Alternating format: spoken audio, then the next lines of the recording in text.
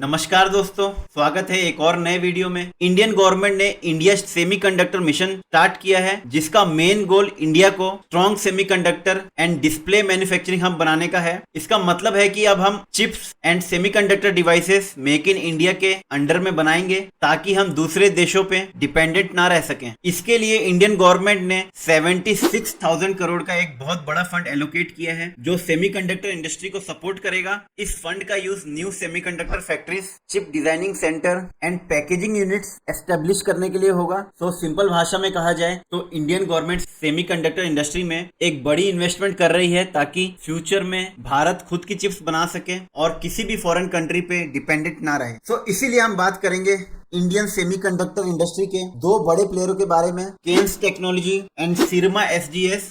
दोनों companies semiconductor industry में एक स्ट्रॉन्ग प्लेयर है, लेकिन आज हम जानेंगे कि दोनों में से कौन सी कंपनी इस सेमीकंडक्टर इंडस्ट्री की रेस में आगे है। तो हम इस वीडियो में इनका बिजनेस प्रोफाइल देखेंगे, उसके बाद में दोनों का फंडामेंटल कंपेयर करेंगे। तो अगर आप भी जानना चाहते हैं कि दोनों में से कौन सी कंपनी इन्वेस्टमेंट के लिए बेटर है, तो इस वीडियो को एंड तक जरूर देखें। केन्स एक leading electronic manufacturing service provider है। ये automotive, industrial, railways, medical, aerospace और आईओटी सेक्टर के लिए हाई एंड इलेक्ट्रॉनिक्स बनाती है। केन्स ने इसरो के Chandrayaan 3 and Aditya L1 mission के सक्सेस में बहुत बड़ा रोल प्ले किया है। इसने चंद्रयान 3 में लैंडर एंड रोवर के कम्युनिकेशन एंड नेविगेशन सिस्टम्स के लिए advance electronics and PCB assemblies provide किए थे। इसके साथ साथ में एम्बेडेड सिस्टम्स भी प्रोवाइड किए थे, जो कि चंद्रयान 3 में सॉफ्ट लैंडिंग में यूज हुए थे। तो इसी बात से आप पता लगा सकते हैं कि इनके बनाए हुए प्रोडक्ट की क्वालिटी किस लेवल की होगी। सिरमा एसजीएस भी एक मेजर ईएमएस कंपनी है, जो electronics design and manufacturing services provide करती है।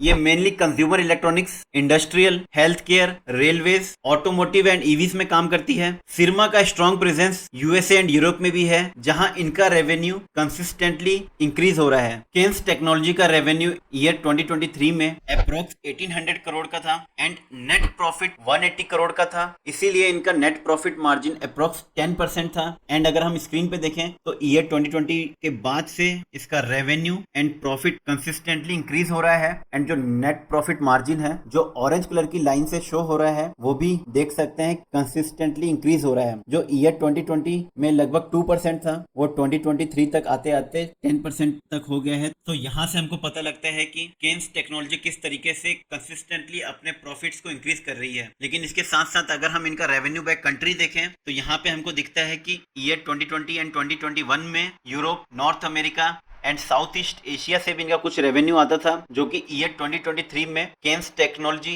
का रेवेन्यू सिर्फ डोमेस्टिक मार्केट से आ रहा है। तो यहाँ पे हमको एक रिस्क दिखता है कि Kaynes technology totally domestic market पे रिलाई करती है। वहीं सिरमा एसजीएस का रेवेन्यू 2023 तक अप्रोक्स 3100 करोड़ का था, जिसमें कि net profit only 100 crore rupees था। एंड इनका जो नेट प्रॉफिट मार्जिन था, वो लगभग 3.4% के आसपास था। और यहाँ पे हम लोग देख सकते हैं कि ईयर 2020 के बाद से इसका रेवेन्यू तो इंक्रीज होते गया, लेकिन प्रॉफिट उस तरीके से इंक्रीज होके नहीं आ रहा है। एंड इसी वजह से जो इसका नेट प्रॉफिट मार्जिन है, वो कंसिस्टेंटली डिक्रीज होते जा रहा है। लेकिन वहीं अच्छी बात यह है कि अगर हम रेवेन्यू बाय कंट्री देखें तो ईयर 2020 में यहाँ पे हमको revenue India, Germany and United states से दिख रहा है, जो कि ईयर 2023 में आते हुए इनका revenue Germany and United states दोनों में इंक्रीज हुआ है। तो यहाँ पे सिरमा का रेवेन्यू सिर्फ इंडियन मार्केट से नहीं, बल्कि अक्रॉस द ग्लोब आ रहा है। तो रेवेन्यू के मामले में सिरमा एसजीएस विनर है, क्योंकि सिरमा एसजीएस का एनुअल रेवेन्यू लगभग 3100 करोड़ के आसपास का है, जहां केन्स का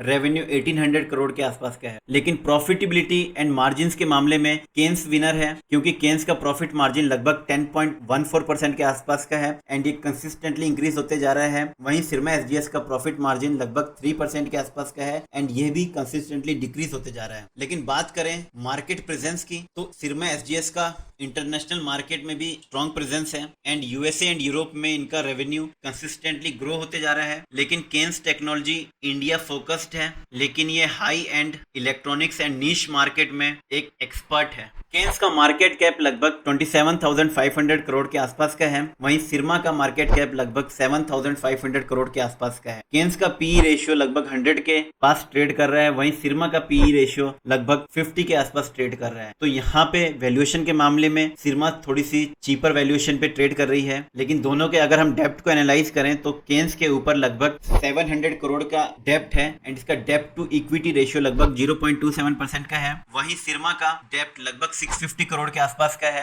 एंड डेप्ट टू इक्विटी रेशियो इसका 0.40 है। तो डेप्ट के मामले में कंपेयर करें तो सिरमा के ऊपर कंपैरेटिवली केन्स से ज्यादा डेप्ट है। केन्स का अगर शेयर होल्डिंग पैटर्न देखें तो दिसंबर 2023 के बाद से लगभग प्रमोटर के पास कॉन्स्टेंटली 57.75% के स्टेक्स बने हुए हैं, वहीं FII के पास लगभग 14.8% के स्टेक्स हैं, DI के पास भी लगभग 15% के स्टेक्स हैं। तो FII एंड DI के पास में काफी अच्छी क्वांटिटी में स्टेक्स हैं। लेकिन अगर शेयर होल्डिंग पैटर्न अगर सिरमा का देखें तो दिसंबर 2023 के बाद से प्रोमोटर्स के पास में लगभग 47% के स्टेक्स थे, लेकिन रिसेंटली उन्होंने थोड़े से स्टेक्स कम किए हैं। वहीं FII ने भी यहाँ पे हमको दिख रहा है कि स्टेक कम किए हैं, लेकिन DI ने यहाँ पे थोड़ा सा स्टेक्स एब्जॉर्ब किए हैं। तो FII के पास में यहाँ पे लगभग 8.5% के स्टेक्स हैं एंड DI के पास भी 7.5% के स्टेक्स। तो यहाँ पे भी केन्स का प्रोमोटर होल्डिंग काफी अच्छा देखने को मिल रहा है कंपेयर टू सिरमा। अगर केन्स का रेवेन्यू मिक्स देखें तो इनका मेजर रेवेन्यू ऑटोमोटिव मार्केट से आता है, जो कि लगभग 31% के आसपास कंट्रीब्यूट करता है। वहीं इंडस्ट्रियल एंड EV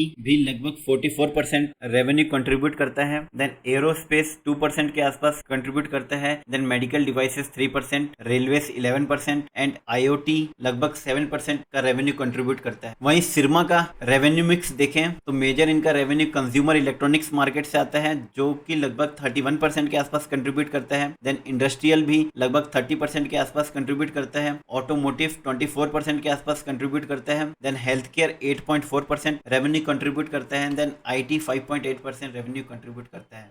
दोनों ही कंपनीज ईयर 2022 के एंड में लिस्ट हुई, इसलिए इनका बहुत ज़्यादा डेटा अवेलेबल नहीं है एनालिसिस के लिए, लेकिन मैंने इनका कुछ क्वार्टरली डेटा एनालाइज किया है। एंड अगर हम देखें केन्स का सेल्स एंड एक्सपेंस का क्वार्टरली डेटा तो यहाँ पे हमको दिख रहा है कि दिसंबर 2022 से सेल्स कंसिस्टेंटली इंक्रीज हो रहा है, जहाँ दिसंबर 2022 में सेल्स जो इनका 289 था वो दिसंबर 2024 तक आते आते 661 का हो गया है। तो यहाँ पे लगभग 2 टाइम से ज्यादा का सेल इंक्रीज हुआ है। लेकिन एक्सपेंस भी देखें तो एक्सपेंस भी इंक्रीज होके आते हुए दिख रहा है, लेकिन हमको लास्ट 3-4 क्वार्टर से सेल्स एंड एक्सपेंस के बीच में गैप देखने को मिल रहा है, जिसका मतलब है कंपनी ऑपरेटिंग प्रॉफिट जनरेट कर रही है। अगर अर्निंग पर शेयर देखें तो वो भी हमको दिख रहा है कि दिसंबर 2022 के बाद से वो इंक्रीज होके आते हुए दिख रहा है एंड ये मैक्सिमम मार्च 24 में गया था जो लगभग 13 के आसपास था, लेकिन वहां से हमको सडनली डिप देखने को मिला और ये अभी 10.38 के आसपास है। तो अर्निंग पर शेयर में भी हमको ओवरऑल ग्रोथ देखने को मिल रहा है। वहीं सिरमा का अगर हम सेल्स एंड एक्सपेंस